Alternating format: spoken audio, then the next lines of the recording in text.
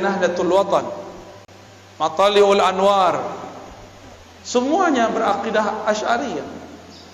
Ahlus Sunnah wal, tiba-tiba mereka sekarang bilang Asy'ari bukan Ahlus Sunnah.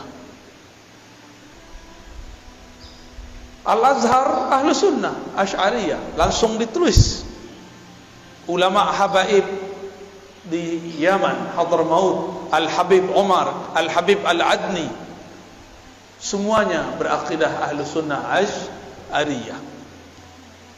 Guru saya Syekh Taufik Al-Buti punya ayah Muhammad Ramadan Al-Buti, Muhammad Sa'id Ramadan Al-Buti, akidahnya pun Ahlus Sunnah. Syekh Wahbah Zuhaili, ahli fikih abad ini yang baru saja wafat, beliau juga Ahlus Sunnah. Guru kami Syekh Badi Sayyid Al-Laham mengatakan, jika ada orang mau buat mazhab zaman ini, Wahbah Zuhailah imamnya, tapi dia tidak mau buat mazhab baru. Tapi tiba-tiba datang sekelompok mengatakan Asy'ari bukan Ahlus Sunnah, tapi suaranya berisik, ya. Seakan-akan dia lebih mengerti akidah Asy'ariyah daripada kita. Bahkan beberapa ustadz mereka sudah mulai terang-terangan di YouTube, di Facebook mengatakan Asy'ariyah firqatun dhallah, Asy'ari kelompok yang sesat. Di Malaysia sama, mereka sudah mulai muncul. Di India ada satu madrasah Duaiban, itu madrasah untuk kajian-kajian Ahlus Sunnah, kajian hadis. Jemaah tabligh, orang-orang yang mendirikannya berasal dari kajian-kajian yang ada di Duaiban dan beberapa madrasah-madrasah sekitar India, Pakistan. Mereka berakidah Asy'ariyah Maturidiyah. Datang Albani mengatakan, tidak, kalian sufi baru, kelompok sesat. Di mana lagi? Di Turki ada Badi'uz Zaman Said Nursi. Beliau memegang 7 thariqah lebih kurang. Salah satu thariqah yang ia sebut dalam Masnawinya adalah thariqah An-Naqsyabandiyah. Zikirnya disebutkan zikir khafi. Said Nursi juga dianggap sesat oleh mereka karena Said Nursi berakidah Asy'ariyah Maturidiyah. Itu gerakan hampir satu zaman. Pendiri Jamaah Tabligh Maulana Ilyas Al-Kandahlawi, akidahnya Ahlus Sunnah. Di Mesir ada namanya Hasan Al-Banna, pendiri Ikhwanul Muslimin yang awal, bukan yang setelahnya. Dia Ahlus Sunnah, tapi yang setelahnya Syed Qutb sudah terpengaruh oleh kelompok takfiriyah. Maka saya selalu membedakan Ikhwan Muslimin Hasan Al-Banna dengan Ikhwan Muslimin Said Qutb. Jika ada di negeri ini orang mengikuti Ikhwan Muslimin, kita tanya, Anda mana? Anda ikut imam yang mana? Sebelum itu ada Syekh Muhammad Ali As-Sanusi di Afrika bagian utara. Dia seorang ahli hadis, mursyid tariqah Idrisiyah As-Sanusiyah, berakidah Asy'ariyah, bermazhab Maliki.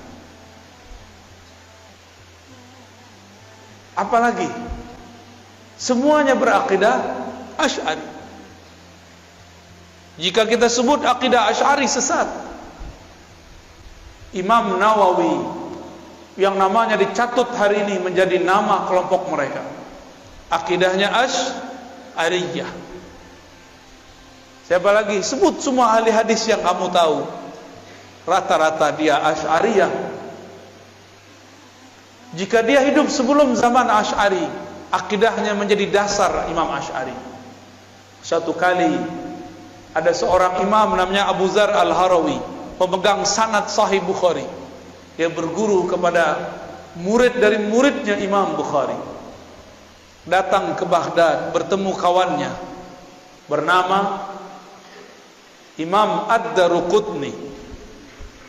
Imam Daruqutni ini kemudian bawa Abu Dzar Al-Harawi, penghafal Sahih Bukhari, untuk bertemu seorang syekh di suatu masjid di tengah kota. Dan kemudian dia takjub, ini imam luar biasa. Ketika keluar, Imam Daruqutni ngasih tahu, tahukah kamu wahai Abu Dzar ahli hadis, bahwa yang tadi ngajar itu adalah Al-Baqillani. Siapa Baqillani? Imam Baqillani adalah murid dari muridnya Imam Asy'ari. Baqillani berguru kepada Imam Abul Hasan Al-Bahili. Imam Al-Bahili murid langsung Asy'ari. Abu Dzar Al-Harawi kemudian mengatakan kepada Rukunni, izinkan aku ngaji, duduk menjadi murid Al-Baqillani. Maka bertemulah mereka esok hari. Daruqutni memuji Baqillani. Apa kata Daruqutni? Inilah imam penghancur bid'ah, penegak sunnah, ahlus sunnah yang hakiki. Jadi dulu ulama ahli hadis jika menyebut pemberantas bid'ah, ahlus sunnah, yang dimaksud adalah imam-imam Asy'ariyah. Tapi mereka sekarang putar sejarahnya.